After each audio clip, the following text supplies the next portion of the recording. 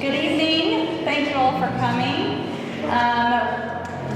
Just to remind you, there's pizza in the back. We have water and popcorn and some cookies. Restrooms are off to my left, your right, if you need to use the restroom.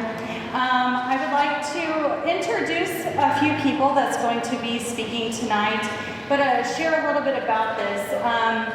We are partnering with the foundation. They wrote a grant so that we are able to write a 5-year comprehensive plan for the Parks Department. So we're really excited about this opportunity. It's something that we've needed at the park for a few years now, and this is just going to help us set in place what we want to see through the next 5 years with the Parks Department. So with that partnership, we chose HWC Engineering to write the park comprehensive plan for us. And so if you've seen on Facebook, we've had a survey going on. This is going to help us to determine what will fit for the park plan and what the community desires for the park to have. And so if you haven't taken a chance or an opportunity to do the survey, please do that. And they're going to talk a little bit more about that, so I'm not going to take too much time on the survey. But I would like to introduce those who are here from HWC. We have Brian in the back, Matthew over here, and Rebecca. Rebecca's going to be presenting tonight. Great, perfect. Thank you. Thank you, Marla. So as Marla said, my name is Rebecca Mahoney. I'm a project manager and landscape architect with HWC Engineering. I've worked on quite a few parks and recreation master plans throughout the state, and always enjoy doing this process. So tonight, we're going to start with a brief presentation, and really the purpose of tonight's meeting is to get feedback from all of you. That's really what we're wanting. So I'm going to give a presentation and talk a little bit about parks master plans and what those look like. And then we're going to have a casual conversation discussion after this about your park system. And then we also have Matthew Fox, who's a landscape architect. He'll be assisting on this plan too. So tonight we're going to talk about what is a Parks and Recreation Master Plan, the planning process, what we're going to do for public input, kind of what's next, and then we'll go into our topics for discussion tonight. So what is a Parks and Recreation Master Plan? It's a written framework for future action, and this will really guide the Parks Department in the next 5 years to ensure what they build and develop is actually what the community wants. There's many reasons for doing a Parks and Recreation Master Plan, just like the statement I just said about ensuring that the community wants what's actually installed and put into the parks, but also makes you eligible for more funding like next level trails and land and water conservation fund grant, as well as other funding opportunities. And then it's always just good to plan, right? Because we have all these new opportunities with Ready coming and Lily. So it's just really great to plan because then you have all these things ready to go for the future when new opportunities arrive for grant funding.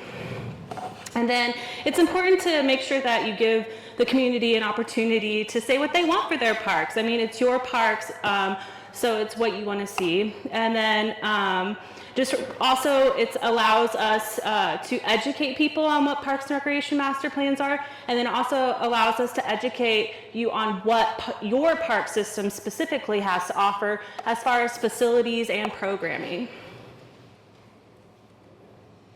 So right now we're kind of in this phase one. We started the planning process kind of towards the beginning of this year, and we really started kind of pushing forward some of the public input. So we're really in this phase one of this planning process.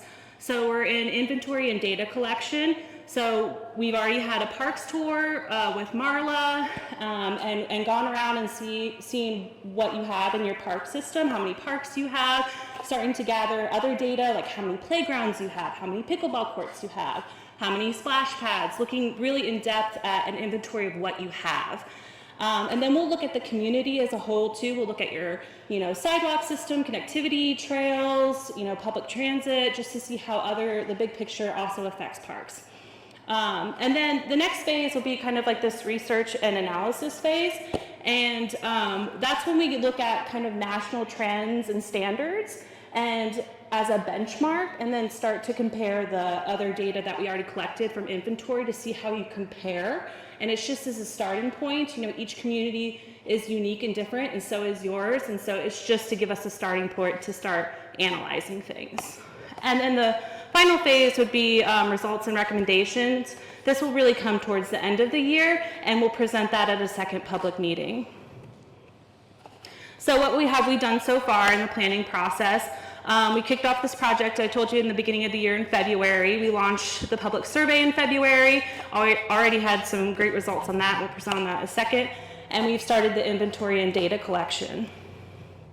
So what's kind of left in the planning process? So the public survey will close on April 30th. And then we'll analyze that, all the results from that. We are still going to conduct stakeholder interviews, complete the inventory and data collection, complete the research and analysis, and then develop goals and recommendations after we do all that process.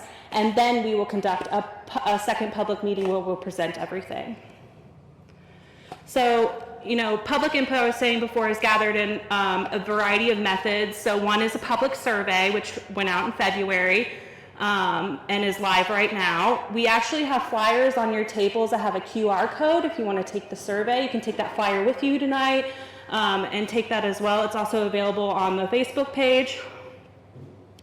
And then we'll also be doing stakeholder interviews, and then this public meeting and a future public meeting. And then everything that we gather through these public input processes, we go directly into the plan and into forming our goals and recommendations for the future.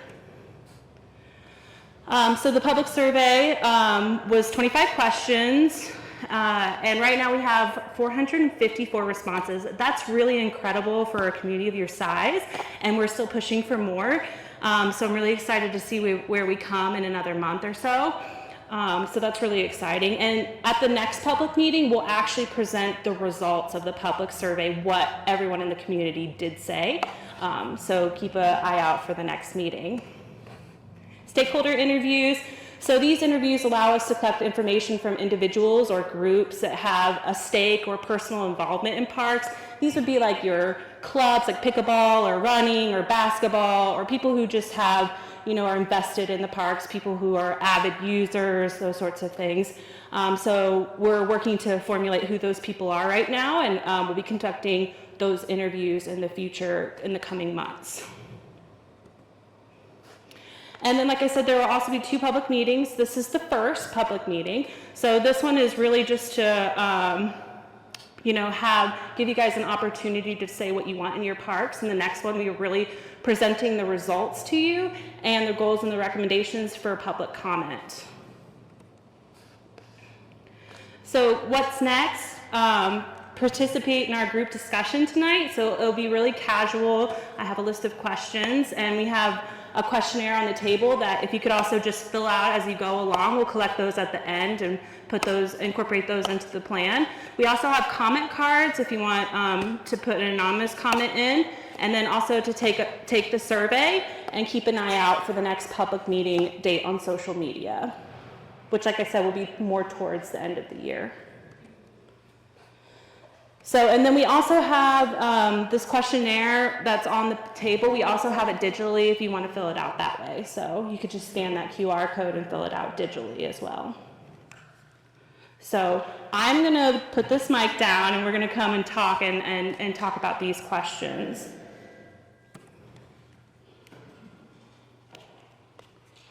So the first thing I really want to talk about tonight is, what is your favorite thing about Connersville Parks and Recreation? Is it a program? Is it a park? Is it the people? What is it that you really love about Connersville Parks and Recreation, I guess? That it's so nice and it's available whenever we want, basically. Yeah, sure. The programs offered. Mm-hmm. Yeah. Programs offered for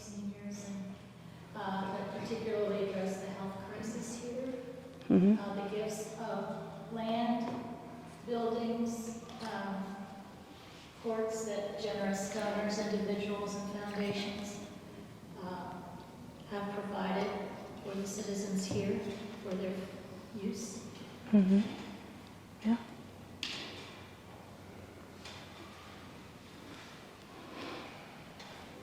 I'm going to say Yeah. the Living Well, Aging Well program Mm-hmm. is a great benefit that's been added this year. And the Summer Discovery program is fantastic. That's great.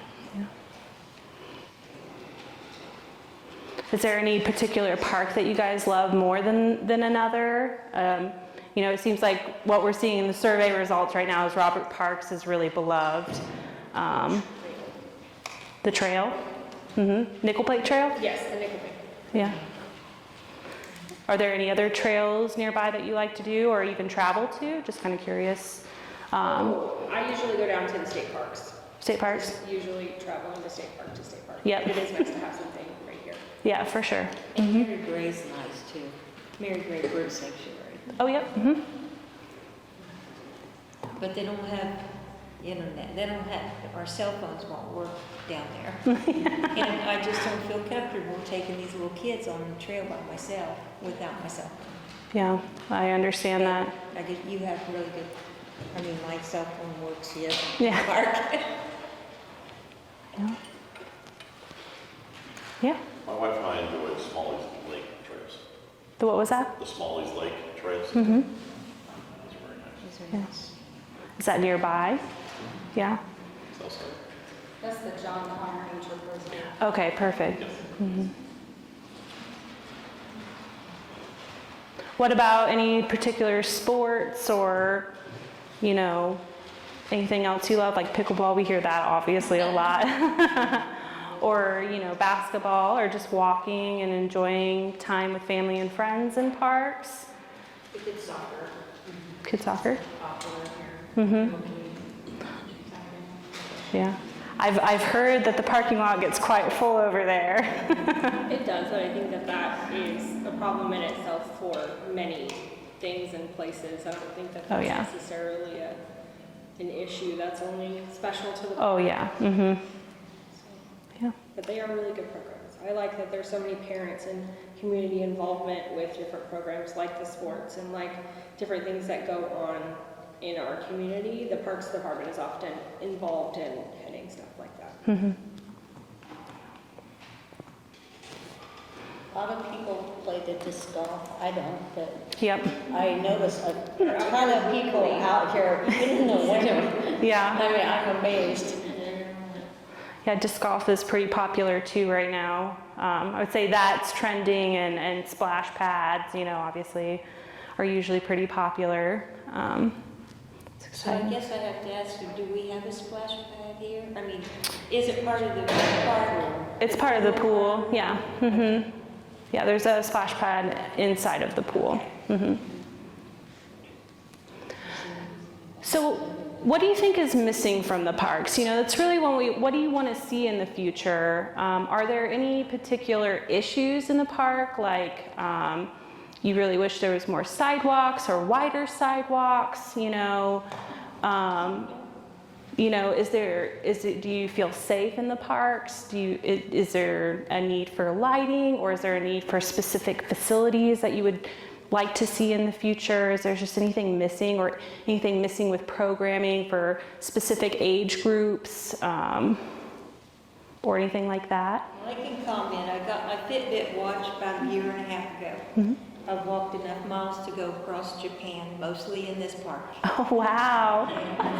So I just feel like the roads are just absolutely too narrow. I don't even get close to the roads. I usually walk on the parking lots or the grass.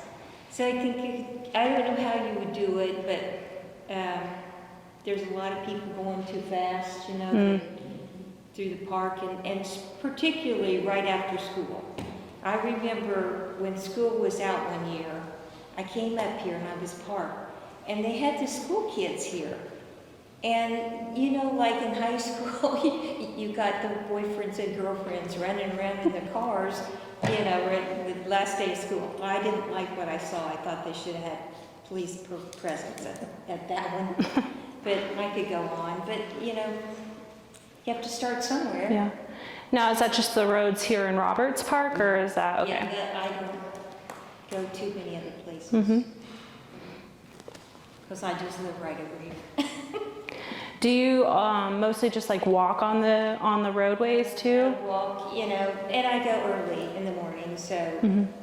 so there's not that many people here. So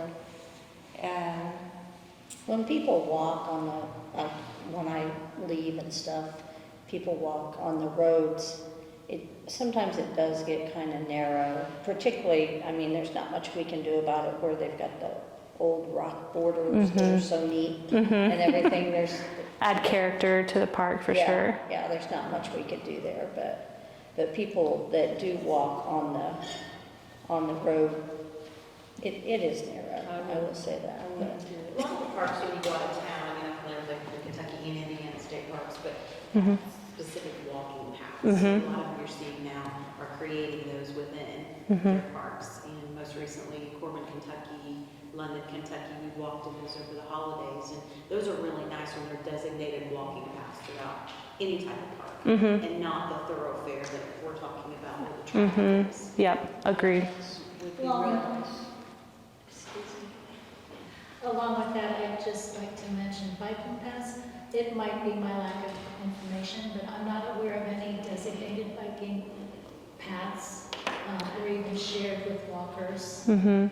that people can safely use, such as the Cardinal Greenway offers Mhm. within towns or at the edge of towns or between towns.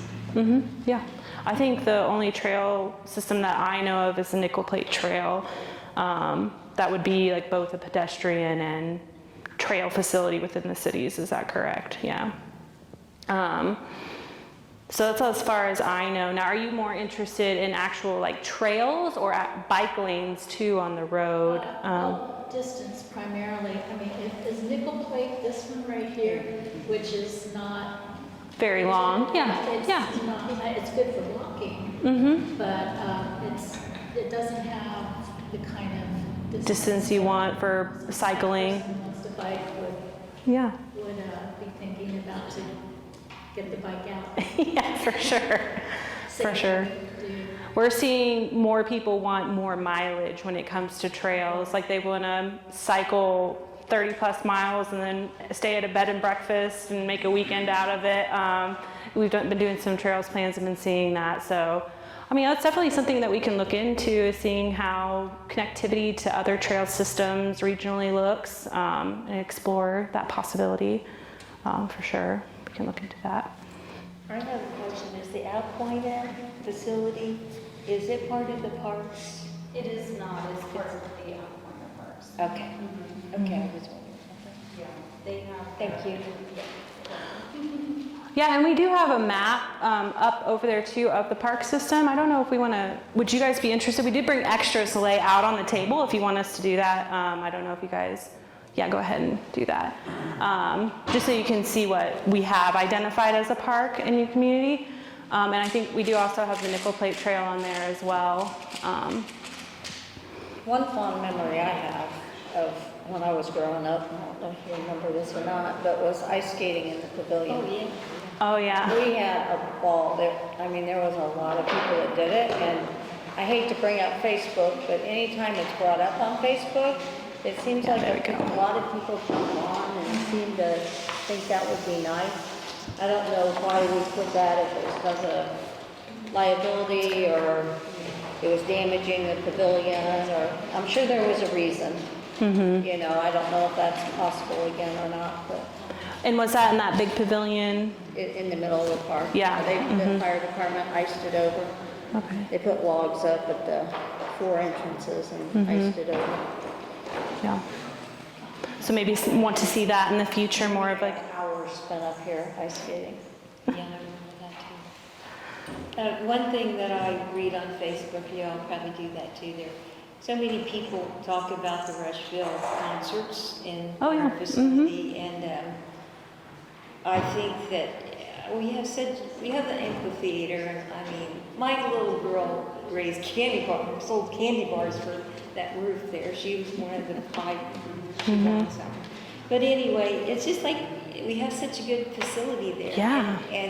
But we, like in the bicentennial, you know, when we did the bicentennial concerts, I mean, we had them like for $5, $10, and we didn't even hardly feel it. But yet this new Rushville stuff, well, why don't you want to come here? We've had one too, like Community Youth Day, we offered a free concert, we had very little turnout on that. I know we've done, they've been using the park, and there's not a huge turnout, I don't believe. So yeah, I'm not really sure. I don't know whether they're getting primed to be ready for something like that, or when was the last time you did? I think you did have one. I was in Florida. There was one after the 3-on-3 basketball that was, I forget if Connection Cafe sponsored the concert. I remember that. Yeah, it might have been Communities of Care, yeah. There was one then, we were out of town, so I don't know how well that was attended.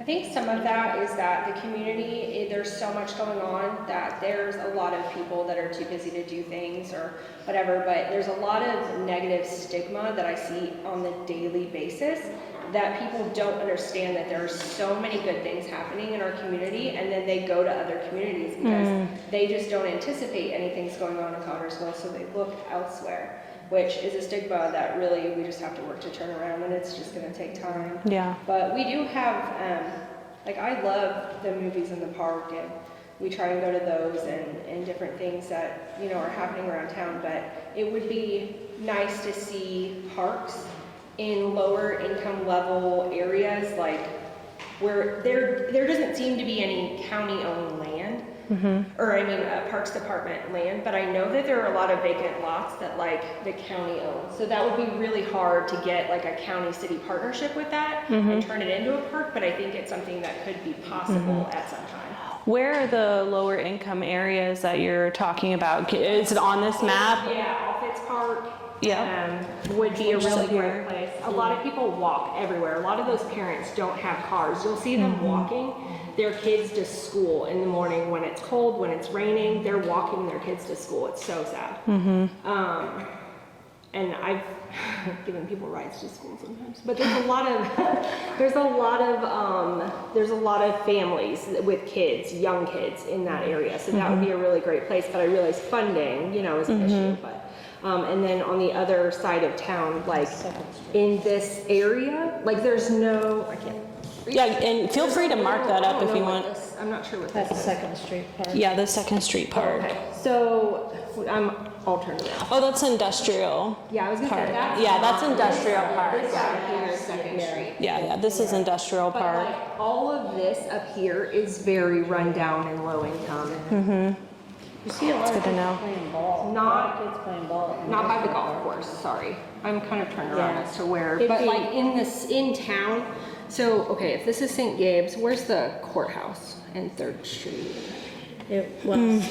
Oh wait, this is right here. Okay, so if you go up this way, this right here is very low income. Okay. Yeah, but Frazee does have a nice playground area too. Maybe it's about connecting and improving. And I know that the city is working on improvements to Offits Park right now. So that will be a great for that park. Maybe we can look at other future improvements too for that park for the future. There's really great lighting here at this park. But like other places, not so much. But also, there's not a whole lot going on.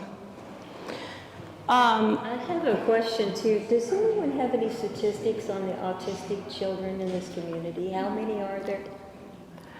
I don't have any statistics. Yeah. Sorry. I'm not familiar with how many are in I know Okay. we've had some people comment on the kiddie park and things like that. Yeah. Because Richmond has a really nice autistic park, which was funded by probably corporate somewhere. But, you know, it is, when you have an autistic child, it's really nice to be able to have them play, because when they're going to their school, some of those schools don't even have playgrounds with them. And so they go 8 hours, like I have a great-granddaughter. She goes 8 hours, and she doesn't get to go outside. And that really bothers me. Yeah, for sure.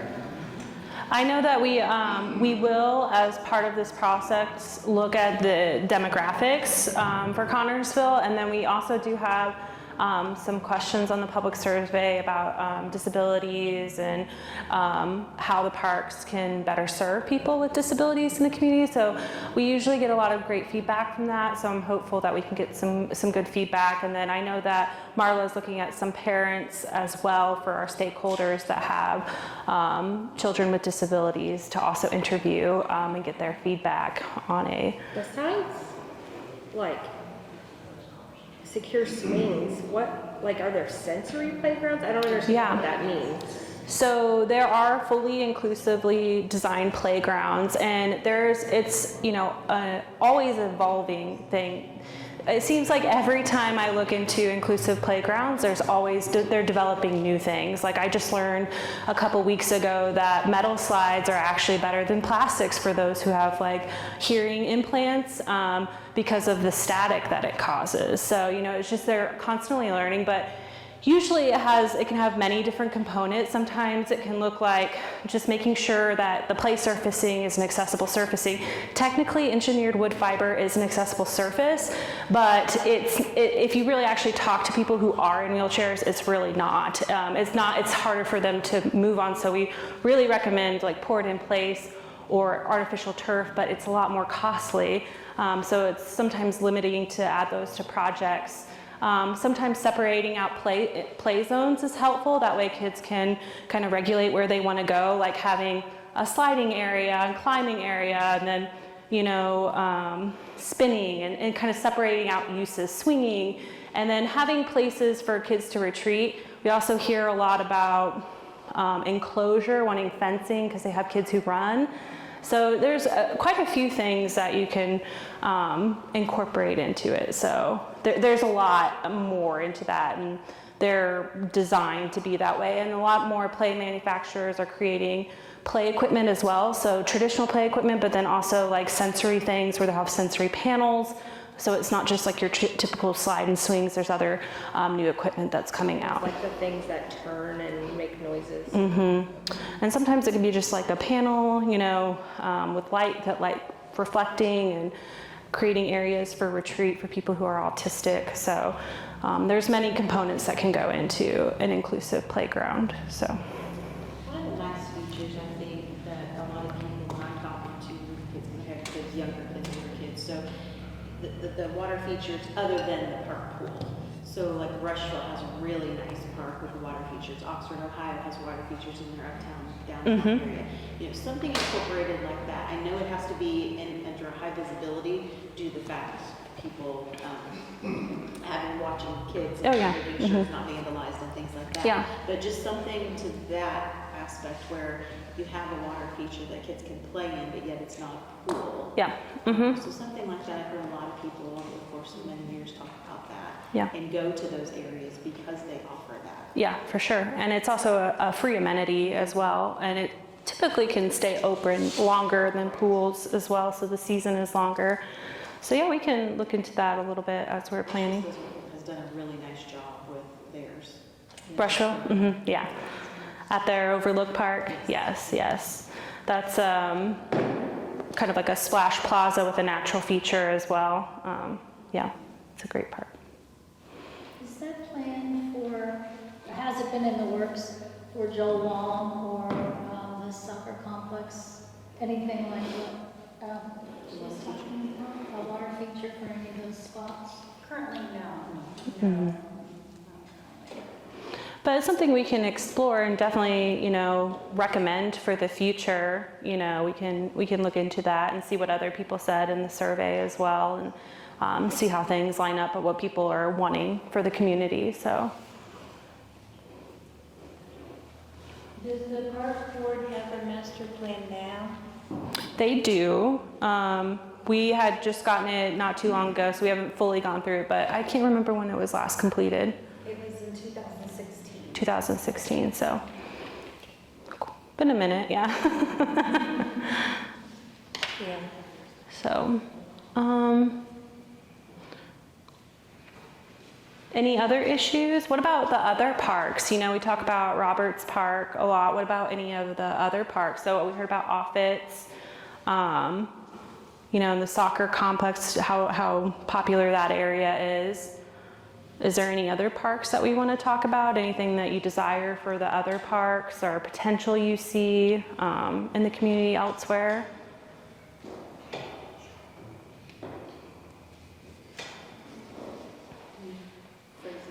Oh, yeah. I was just asking about Frazee. I think it would be nice to maybe do a little bit more at Frazee. What do you think more? Because there's like a playground there right now and some open space. Is that right? It's the school's place. It is the school's playground. But I mean, it's utilized by public when school's not in session. So. Do they allow that? Do schools allow after school? As long as, I mean, in my dealing with that, if it's weekends and there's no kids on there, it's been kind of, you can vote to go to. Oh, okay. Yeah. Not a whole lot they can do about it. Those It's little not- electric cars Yeah. around Grandview track, you know, they could all meet there and have a little club. I got 3 of them in my garage. But of course, I'm sure that, you know, to bring a little electric car over here would probably not be allowed on the grass. What kind of electric? Well, if they're like the little Barbie and the little Jeeps. Oh, stuff like that. For the kids to ride in. Yeah, Oh, right. yes. I mean, I was gonna ask about that last year, but I just thought maybe for liability that, I mean, you know, it wouldn't hurt the grass, but they'd have to have adults. Yes. Supervision, yeah, for sure. Perfect area to be between the pavilion and the amphitheater and that big open I area. know. Because there's not usually people I in that know. area. I was looking at that too. I thought that'd be great if they had fun, But the disc golf does come across there. yeah, that's true too. Do you feel like there's a lot of amenities for teens? How are teens in the community? Do any of you have teens, and do they participate in parks? That's another thing we hear a lot too, is like sometimes you have like facilities and programming for youth and adults, but then sometimes teens can feel left out, and, you know, trying to get them more involved in the parks. Is that something that's needed here? Utilize the parks for their teens, any, for like The- programs and churches? The churches? Yeah, they have a lot of big group over there at the Baptist Temple, you know, but they probably just use their own facilities. Yeah, I believe they do. The Christian school here in town utilizes our gym Okay. for their games and practices. Yeah. Yeah. We had the same school for pickleball instruction. It actually fulfilled their PE requirement Oh, really? for spring last year. So we had, used the outdoor courts for pickleball instruction Okay. with community Christian. Is that school you're talking about? Yes. Yeah. Yeah, very successful. They were all teens. Yeah, great. We like that. We like teens being involved in parks, so it's great. What about seniors or even adults or youth? You know, is there any programming missing in those areas, or, you know, We have a lot of walkers. a lot of walkers? We do have a lot of walkers. Yeah, I understand that, yeah. I just found out that you've got a 50-plus games. You didn't know that? You're the one that just put it on your Facebook. That's how I knew about it. I finally knew about it. Oh, somebody finally reads my Facebook. And I thought, oh, I'm gonna go to that. I've got to meet some people. It's been great. How has it been? Cool. Just since February, started February 1st. I think that's great. Yeah, it's a great program. What is it called? Living well, aging well. Oh, yeah, you said that earlier. Yeah, Yeah, so they do. Yeah, yeah. Pickleball, shuffleboard, cards, games. This week we did Conversation. bingo, yeah. And chair yoga this time too, and line dancing. line Yeah, I dancing think is that's really- Thursday night. That's a good thing. Yeah, so a lot of walking. We see that as one of the top most popular activities for the state of Indiana, actually. And we see it time and time again on surveys, public surveys, that walking, jogging, and biking are the #1 activities that people participate in the parks, for sure. So trails are an amenity that Hoosiers love.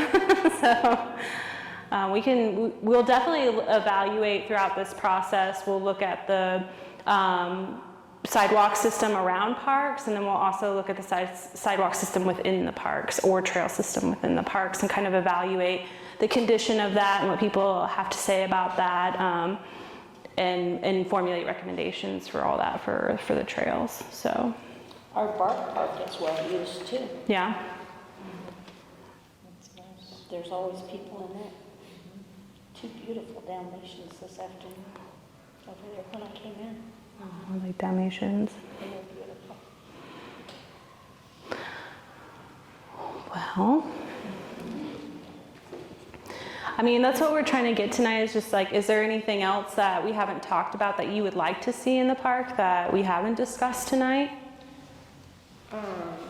Access to the water, not just for kayaks, but that could be a huge revenue for Oh, yeah. the Parks Department. But I also think, I go down to Brookville a lot to fish and go down to like their park to walk. It's right down by the water. You can walk right up to it. I don't know if there are shallow parts that would be safe that are along the touch points, but stuff like that would be really neat to see. Because we have a major attraction that I think is very underutilized, but I mean, Yeah. it just happens. But. That's a nice park. I mean, do you think are there other access points north or south where you could get on even like further up north and ride south on your kayak down and park? Kayaks, there's one in Connersville. I know down river there are, but they're like paid touch points by companies that'll go and pick you up and that kind of thing. Oh, yeah. But there's a lot of, I don't know. A lot of people put in at Waterloo Bridge north of town in canoe or kayak. I mean, now it's more kayak than anything. Waterloo would be a difficult access point. It would be nice to have an access point on the north end of town. The park system has a recovery point or launch point on the south end. And that works well if you're going south to 3 Mile Bridge. Yeah. Things of that nature. Of course, that's out in the county away from the city park system. But if we had a launch point that was, say, right here, right behind the racetrack that's in Forest Park, that might be nice. It does have to have, it's 8 miles between launches that we have to have. You have to have 8 miles. 8 miles. The deal on was, because the southern ramp, we want to put one in between those. That's to be 80 miles away. And the next one. Even just having a nice trail down there would be nice, something. There is a trail at Riverside, isn't there? Yes, there is, sorry. Is that, yeah, at the canoe launch, where you park at the canoe launch, you can park there on the trail. I guess I didn't realize that there was anything. Are you talking about where the number 3 spot is? That's the nature preserve. Where's River's Edge at? River's Edge is right here. So that's where the soccer complex is? Yeah, this is the soccer I complex. didn't think we were allowed to go back there. Oh, you're talking right by the ramp. I guess I didn't realize that like public was allowed back there. I thought no one was allowed back here because of what's going on with the park. It's down, like if you drive down to the canoe launch, there's a trail there. Oh. That you can walk from the parking lot right there. That's pretty decent to do launch. Is there a park board now? Is there a park board now existing? Yes, there is. Okay. We meet the 4th Monday of every month at City Hall.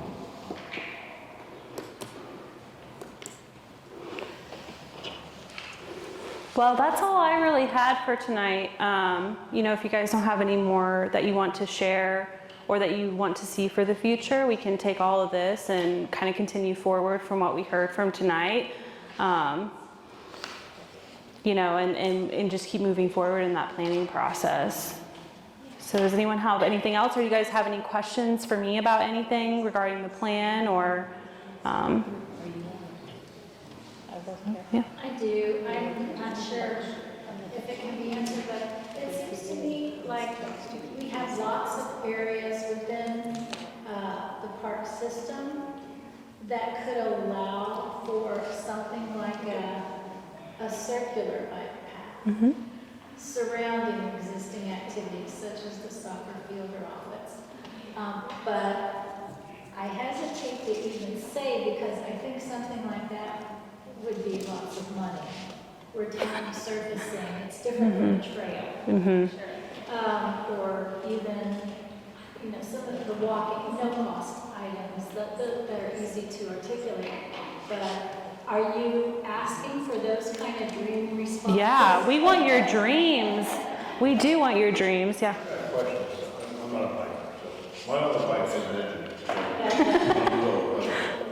On a bike trail, does like the crushed, so the powdered bike pad work?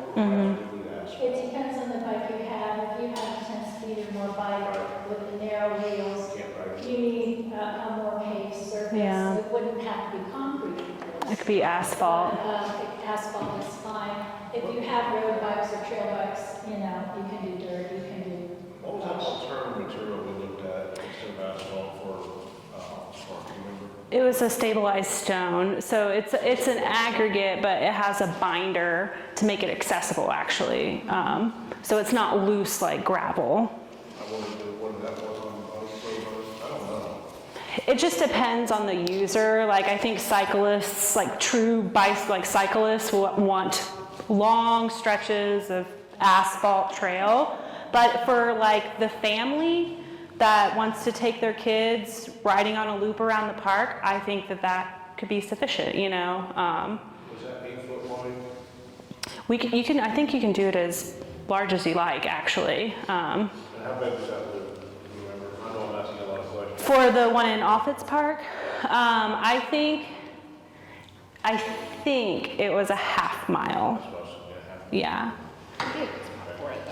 That's the place where we're putting a walking path as well. But if we need to make it a little bit wider, change it accurate to get some bike paths there, then that's a good place to do that. Yeah. It's not gonna be the biggest trail, but it's a start. Yeah, I mean, And technically, you know, Waffles Park, if you're right on the road, then you've got, it's not a bike path, it's a walking path, from 37th Street all the way to Walmart. yep. So there's a way to do all of that. Was there a plan to extend the nickel plate trail to go out that way towards Walmart and connect to that? Or was that just all? There's a dream, I'll say that. Most trail plans have been killed. I mean, because it's, like along the river, it's private property, people don't want it back there, so we can't do trails back there. Trails are very difficult. I mean, even bike paths are very difficult, because I know the state will put a bike path along this road, the community fought it hard. Yeah. Shut it down. So bike path is almost a curse word. Sometimes in this community, it drives me crazy when I see more and more people riding bikes. Yeah. Well, there was even problems extending the nickel plate over across the area. There was even problems extending nickel plate over across the area. Yeah, we could get across the road. Yeah. And, you know, Property owner shut it all down, basically. Yeah.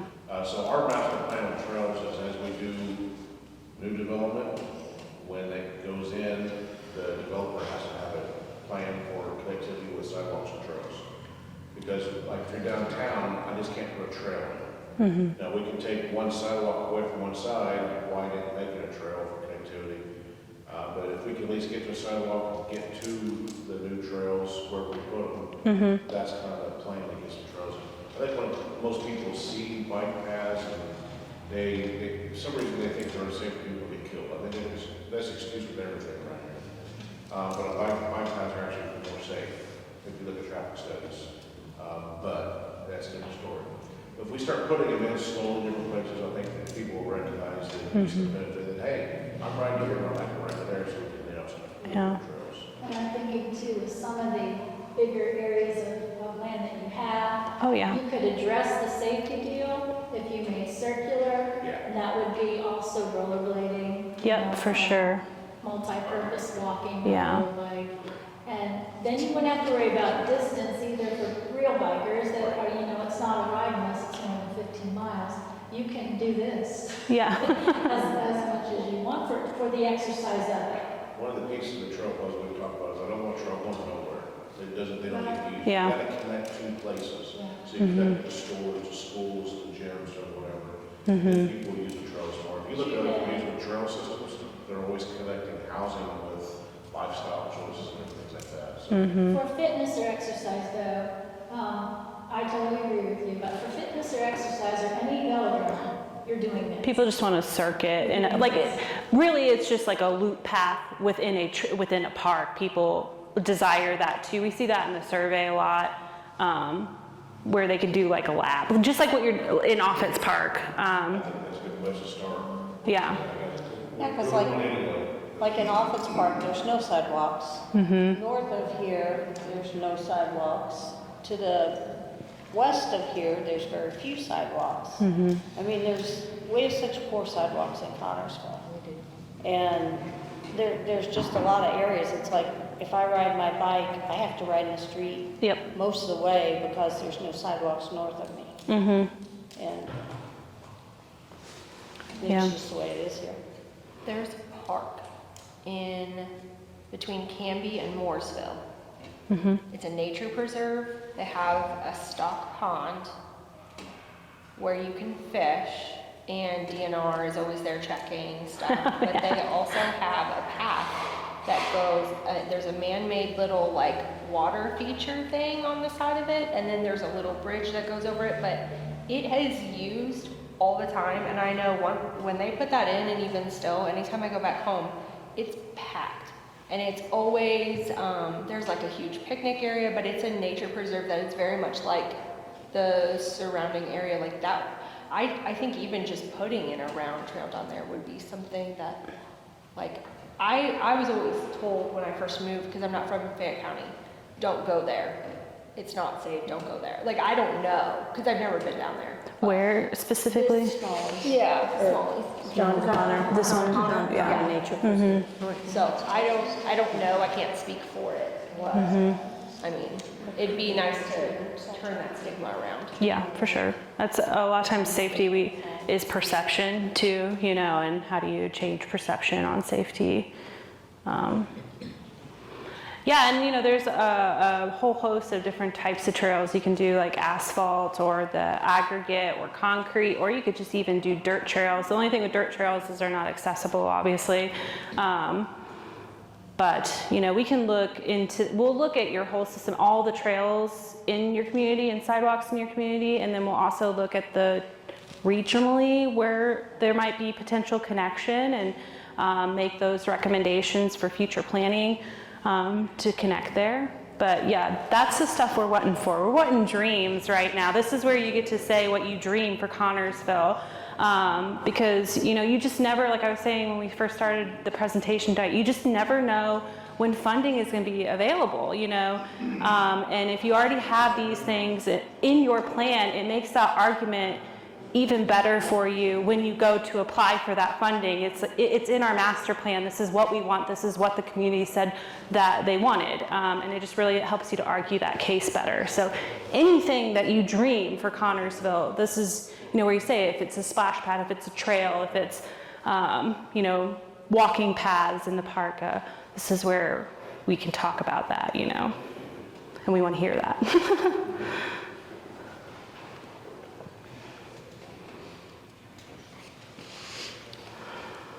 Well, I don't have any more questions, unless anyone has any more for me. If you could fill out these were just the same questions that we were going over tonight. If you could just fill that out, we'll collect that and then incorporate that into the plan as well. And like I said, the survey will be open until April. We have the flyers here with the QR codes. If you could take that, please. And just keep a lookout for correspondence that we'll have on the plan for the next public meeting. So I was surprised to see on your survey about offering childcare. Mm-hmm. And, I mean, how does that relate to There's a summer program. Like summer discovery, they Oh, basically from first to sixth grade. But some parks actually incorporate that into their program. Mm-hmm. Because there's not a lot of childcare in this town. I don't know if you guys want to speak to that a little bit more. I can speak on that. That was something that the foundation has identified as a major issue in the community. I had asked that it be added to the survey to gauge community interest in the parks serving that role, since there is such a childcare deficit. They do a great job of summer discovery. We can kind of find a way to turn that into a year-round program. I don't know what it would look like. It would require a lot of work.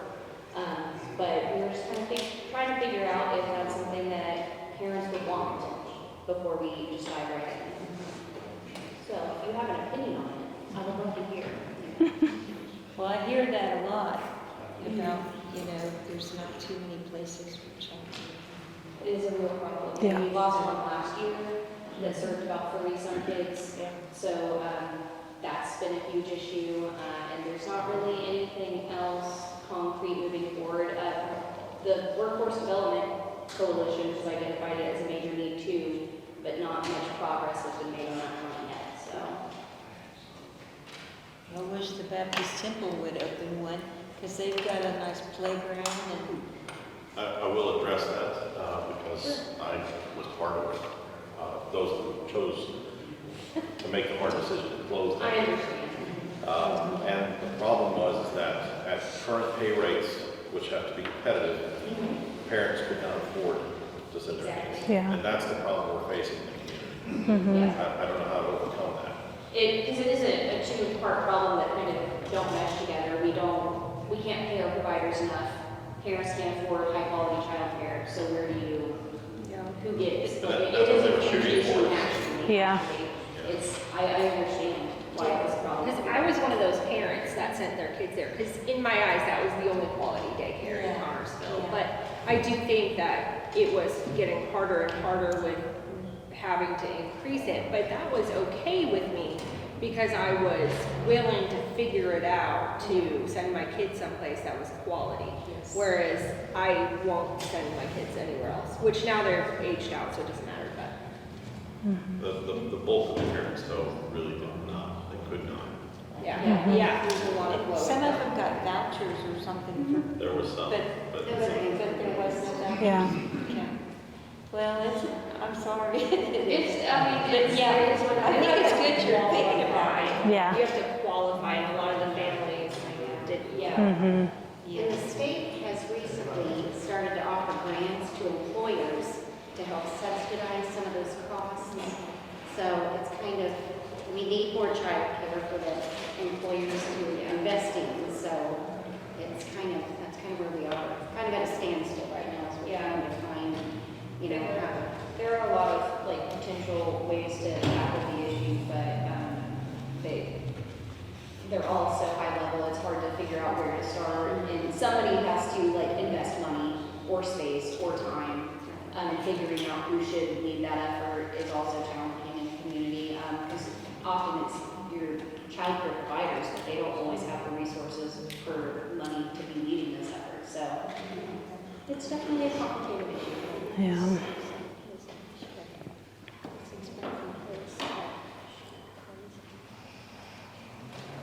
Well, thank you all so much for your time tonight. We really appreciate your input on this plan, and we'll directly incorporate everything in that you said. So, I don't know if you want to say okay.